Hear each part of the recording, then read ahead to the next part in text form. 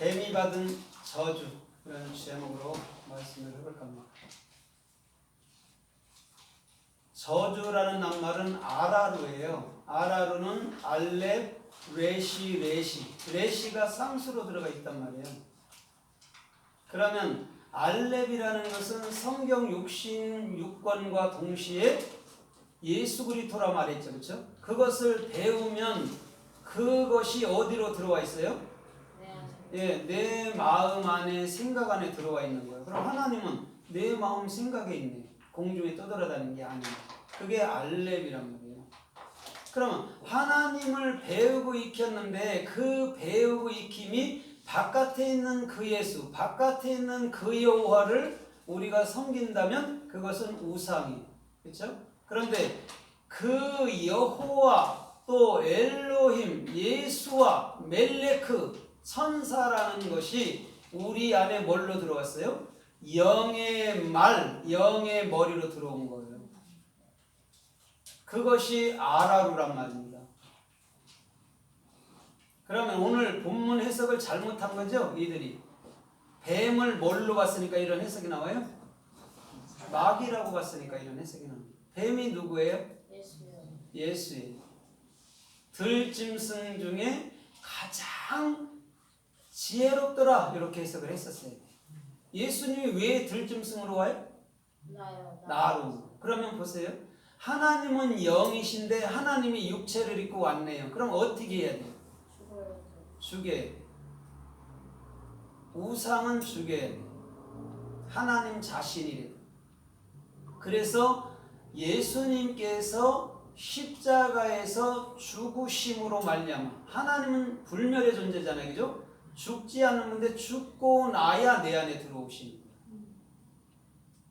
그러니까 하나님이 영이신데 나로 와서 나로 십자가에 죽었는데 그 십자가의 죽음의 핵심이 나의 생각, 마음, 양심, 방법, 아집, 고집 이런 것들에 대해서 죽었다는 거예요.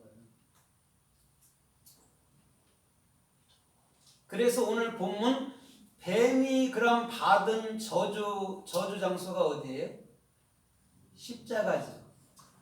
그런데 여기서 보세요. 저주를 받았는데 뱀이 배로 다녀요. 육적인 뱀 같으면 배로 다니는 게 저주예요? 뭐 그러더라고요. 그때는 뭐 뱀이 다리가 달렸는데 타락하고 나서 다리가 없어졌다고. 그건 말도 안 되는 소리예요. 그런데 뱀이 또 뭘 먹어요?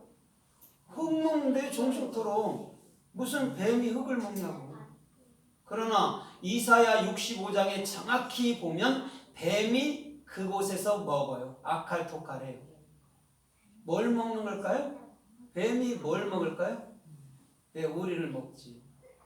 그래서 예수는 불뱀이 되어서 우리를 물어서 죽이는 거예요. 그 다음에 녹뱀으로 그리스도로 영으로 다시 살려내는 것을 하는 거란 말입니다.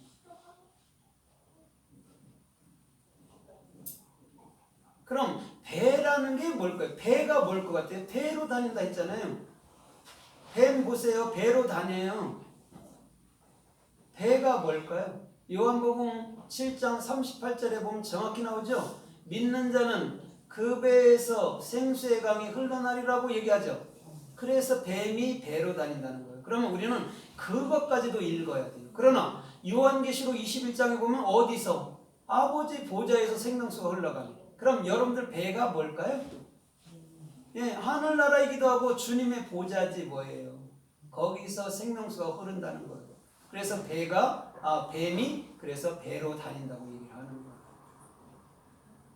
그러면 해석할 수 없지요. 일반 머리로는 아무리 이거를 엎었다 짚었다 해도 해석이 안 되는 거예요. 이게 자음 안으로 들어와서 자음에서 말하는 것을 정확히 모르면 해석이 안 돼요. 그래서 이 뱀이 곧 누구였다고요? 예수와 나라는 거죠. 그럼 예수와 내가 십자가로 가서 같이 죽는단 말이에요. 같이 죽어요. 그렇죠? 그 다음에 뭘로? 그리스도라는 예수님 본체로 우리가 살게 되는 거예요. 그래서 영은 그리스도 성령밖에 없는 거예요. 그게 나라였다니까요. 그럼 하나님이 다 나 만들었네요. 그렇죠?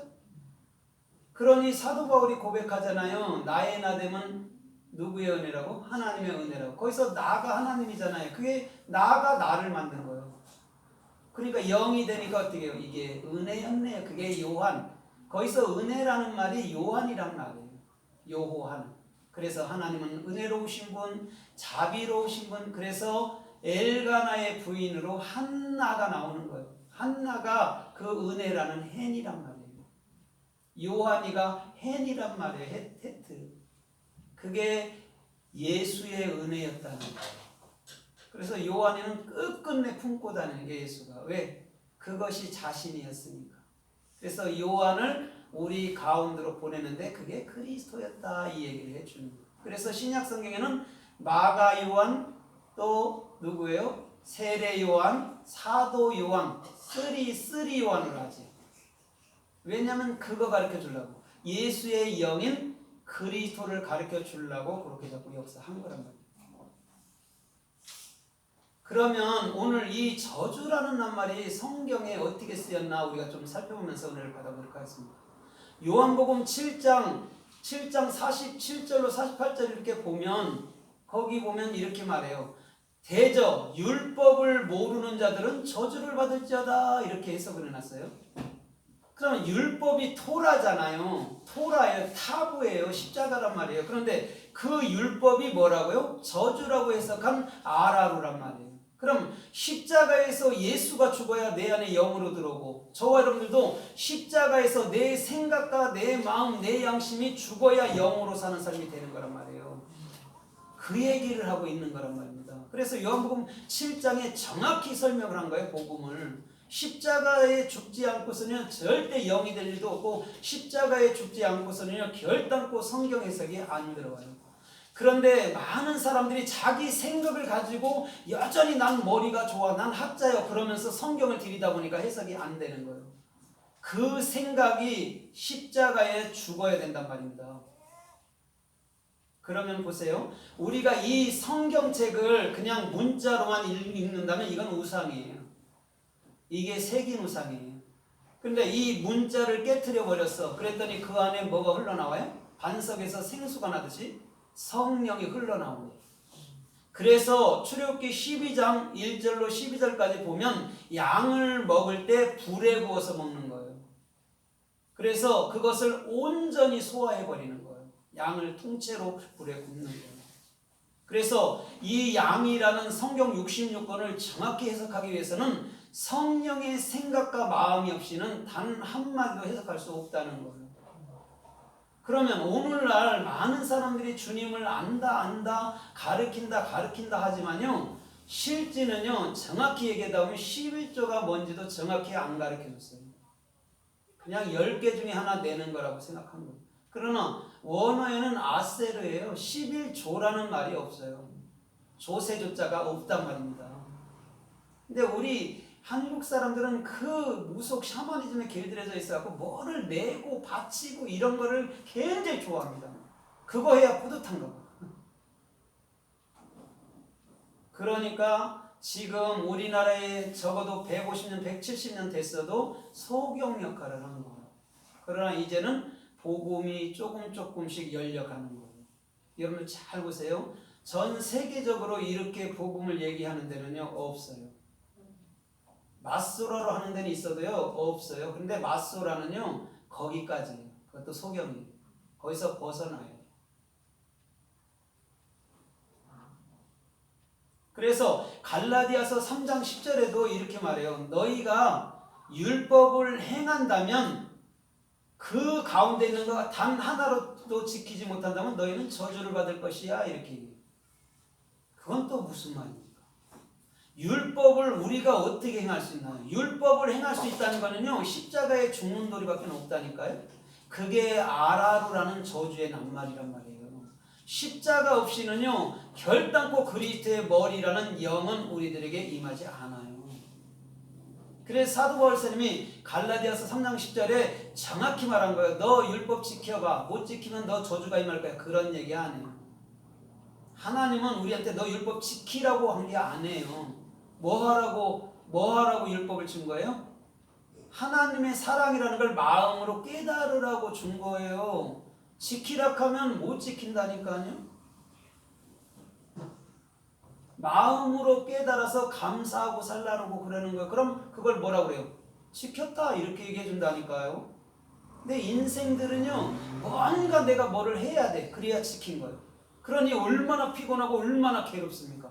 그러나 시편 32편에도 보세요. 다윗이 아무 한 일이 없어도, 그렇죠? 불법과 제사함을 가리워준 자는 복이 있나니 그러잖아요. 저는 무슨 일을 안 했대잖아요. 얼마나 복음을 복음답게 설명해 놨나요? 우리가 할 수 있는 거는요 없어요. 다만 할 수 있는 게 있다면 내 자신이기 때문에, 그죠? 내 생각과 내 마음이 내 거잖아요, 그죠? 그러니까 그거를 어떻게 해요? 십자가에 내놓는 거예요. 내 생각, 내 마음, 내 양심 다 드립니다. 그래서 하나님은 울고불고 하는 것을 기뻐 안 해요. 딱 마음으로 알아서 담대하게 살아나야지. 오히려 기쁘게 살아야지. 찔찔 짜는 거 절대 안 기뻐요. 그건 기뻐하는 게 아니에요. 그건 내 신세 한탄이에요. 그것 또한 십자가에 정확히 내려놔버려요.